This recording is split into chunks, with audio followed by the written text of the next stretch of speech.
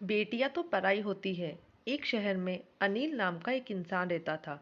अनिल एक कपड़ों की दुकान पर काम करता था। उसकी बहुत साल पहले शादी हो गई थी।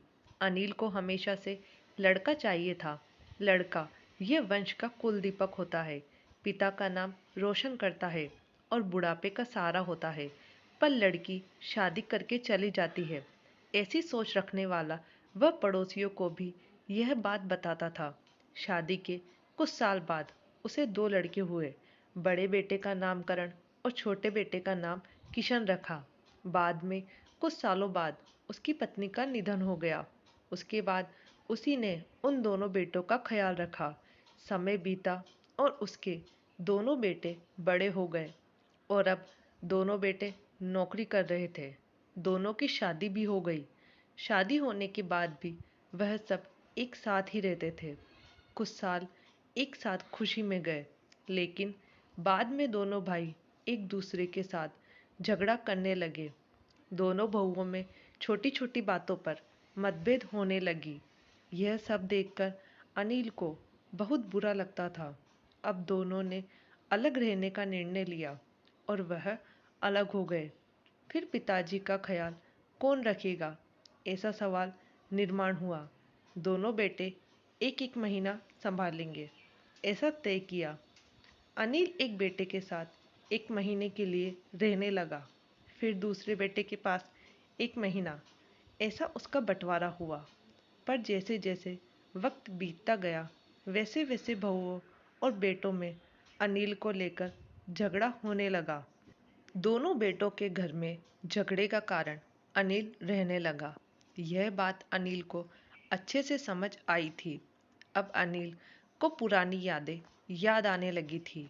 उसने जिंदगी में कितनी बड़ी गलती की थी, यह उसे अब समझ में आ रही थी। पर इसका क्या फायदा? आखिर दोनों बेटों ने पिताजी को वृद्धाश्रम भेजने का निर्णय लिया। एक दिन दोनों ही पिताजी को लेकर वृद्धाश्रम में गए। वहां जाने पर सभी औपचारिकता पूरी करके पिताजी को मिलकर वह दोनों अपने अपने घर वापस चले गए। बेटे के घर जाने के बाद अनिल बहुत रोने लगा। उसके बाद वृद्धाश्रम में से कई लोगों को उसे समझाया, पर वह बहुत दुखी हो गया था। अनिल को वृद्धाश्रम में आकर 8 से 10 दिन हो गए थे। वह किसी से भी बातचीत नहीं करता था और एक पेड़ के नीचे बैठकर विचार में मग्न रहता था। वहाँ के लोग उसे पूछते थे, पर उसने किसी को भी कुछ नहीं बताया। कुछ दिनों बाद में वह एक व्यक्ति से थोड़ा बोलने लगा। बाद में दोनों की अच्छी दोस्ती हो गई। एक दिन वह दोनों बैठे थे, तब वह व्यक्ति अनिल को अपनी कहानी बताने लगा। वह बोला कि मुझे एक ही बेटा है। वह मेरे साथ छोटी छोटी बातों पर झगड़ा करता था। इस बात को मैं बहुत ऊब गया था। उस वजह से मैंने वृद्धाश्रम में रहने का निर्णय लिया। मुझे कभी कभी लगता था कि मुझे बेटे के साथ एक बेटी भी होती तो कितना अच्छा होता। कदाचित आज वह मेरे बुढ़ापे की लाठी बन सकती। उसका बोलना सुनकर अनिल और ज़्यादा दुखी होगा और वह बहुत गहरे विचारों में खो गया। अनिल को दुखी अवस्था में देखकर उसके दोस्त ने इंसानों के नाते पूछा, आप क्या सोच रहे हो? आपके सामने देखो। उसे देखने वाले दो व्यक्तियों में से एक हमारे वृद्धाश्रम के मालिक है। उनका नाम कैलाश सेठ और दूसरी उनकी बेटी है। उसका नाम आराध्या है। वृद्धाश्रम का सारा काम उसकी बेटी संभालती है। कैलाश सेठ इनको एकमात्र बेटी थी। बेटी माँ और पिताजी से बहुत प्यार करती है।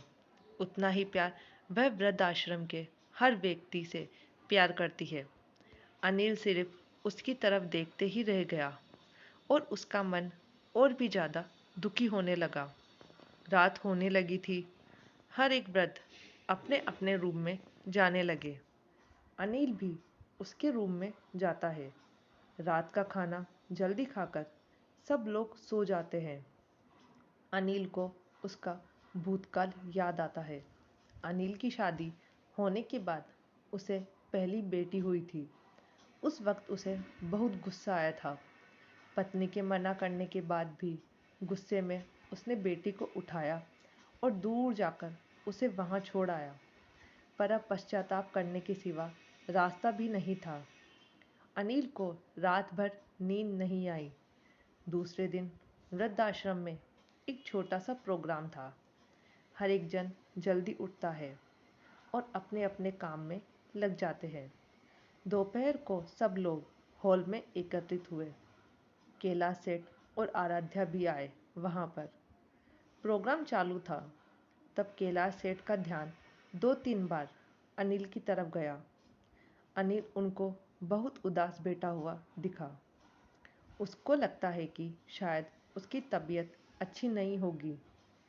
प्रोग्राम खत्म होने के बाद वह अनिल से बात करने के लिए उसके पास जाते हैं।